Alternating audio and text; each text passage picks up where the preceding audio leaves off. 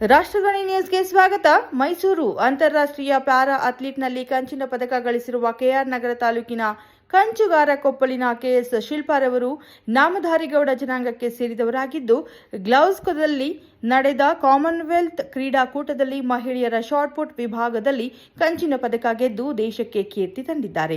ಇವರು 4ನೇ ವಯಸ್ಸಿನಲ್ಲಿ ಅಪಘಾತಕ್ಕೀಡಾಗಿ ತನ್ನ ಒಂದು ಕಾಲನ್ನು ಕಳೆದುಕೊಂಡರು.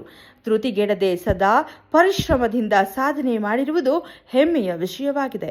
ಇವರು ರಾಜ್ಯ, ರಾಷ್ಟ್ರ, ಅಂತಾರಾಷ್ಟ್ರೀಯ ಮಟ್ಟದಲ್ಲಿ ಸಾಧನೆ ಮಾಡಿರೋದು ಶ್ಲಾಘನೀಯವಾಗಿದೆ. ಈ ರೀತಿ ನಮ್ಮ ಸಮುದಾಯಕ್ಕೆ ಗೌರವ ತಂದಿರುವ ಇಡೀ ನಾಡಿನ ಹೆಮ್ಮೆ ಕುವರಿ ಕುಮಾರಿ ಶಿಲ್ಪಾ ಕೆಎಸ್ ಅವರಿಗೆ ನಮ್ಮ ಸಮಾಜದ ಪರವಾಗಿ ಅಖಿಲ ನಾಮಧಾರಿ ಗೌಡ ಕೇಂದ್ರ ಸಂಘದ ನೇತೃತ್ವ ಮತ್ತು ಎಲ್ಲ ವಲಯಗಳ ಸಹಯೋಗದೊಂದಿಗೆ ದಿನಾಂಕ 6/9/2026 ಭಾನುವಾರ ಬೆಳಗ್ಗೆ 10 ಗಂಟೆಗೆ ಮೈಸೂರಿನ ಮಾನಸ ಗಂಗೋತ್ರಿ ಆವರಣದಲ್ಲಿ ಕಾವೇರಿ ಸಭಾಂಗಣದಲ್ಲಿ ಅಭಿನಂದನಾ ಸಮಾರಂಭವನ್ನು ಹಮ್ಮಿಕೊಳ್ಳಲಾಗಿದೆ. ಸಮಾರಂಭಕ್ಕೆ ಎಲ್ಲರೂ ಪರಿವಾರ ಸಮೇತವಾಗಿ ಆಗಮಿಸಿ ಯಶಸ್ವಿಗೊಳಿಸಬೇಕಾಗಿ ಮನವಿ ಮಾಡಲಾಗಿದೆ.